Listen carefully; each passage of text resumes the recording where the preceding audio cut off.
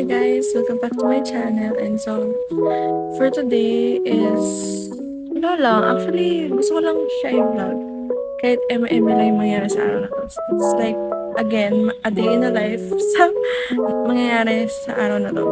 Today is Saturday and it's, anong araw ba ngayon? Wait lang, tingnan. It's May 18, Saturday. So, ngayon is, pupunta ako sa MOA. Because magkikita kami ni Leo. Then, manonood rin ata kami ng fireworks sa Empire, ng M&M ngayon ng MOA. So, ayun. Then, kakain din ata kami doon kasama ng parents niya. And, yun. So, ngayon is nag-aayos ako. Kasi nga, magkikita kami ng 4:30. And so, alis ako ng bahay ng 4 kasi medyo malayo na yung bahay ko sa MOA. And today, anong oras na ba? It's 3:10. So, kailangan ko na mag-ayos. So, ayan. Get ready with me.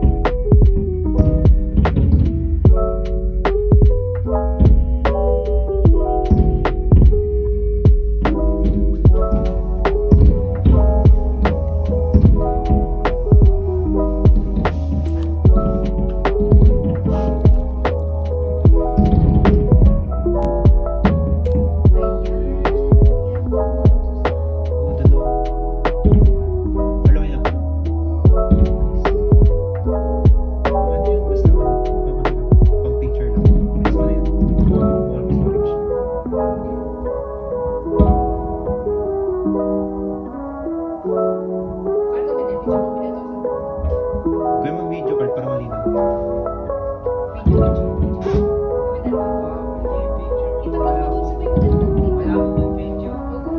Video nga ng Pearl. And then screenshot. Ano, wala kang ginagawa dyan? Bilis.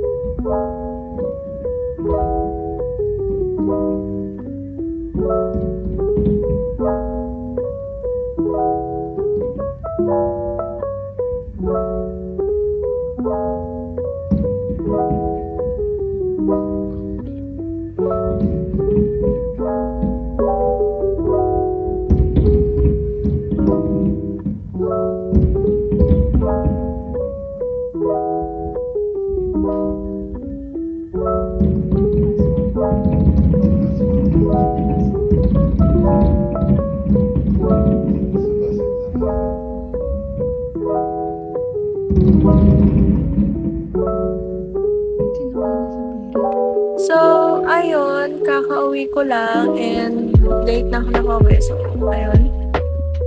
Nag-change of plans, hindi kami nag-MOA.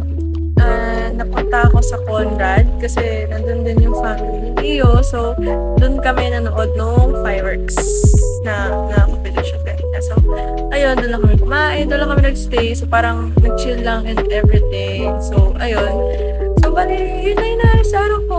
And hindi ko na rin siya na-vlog talaga ng maayos. Pero, bale, show ko lang din sa vlog na to is yung ng mga fireworks na nangyari. Kasi, yung nangyari kaninang fireworks display, I mean competition pala, is yung country na Australia and South Korea. So, silang dalawa yung nag-compete kanina. And maganda, sobra. And nagustuhan ko yung pangalawa, yung sa pangalawa. I'm not lang sure kung anong country yon kasi hindi namin ganun karinig kasi nasa loob kami ng room sa Conrad. So, hindi namin sure kung like alin yung naunang country na nagpa-fireworks display. So, ayun lang.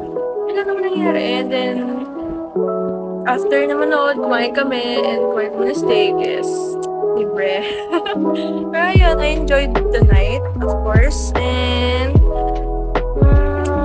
balik estudyante na naman ako sa Monday. So, it's finals and it's final week and I have to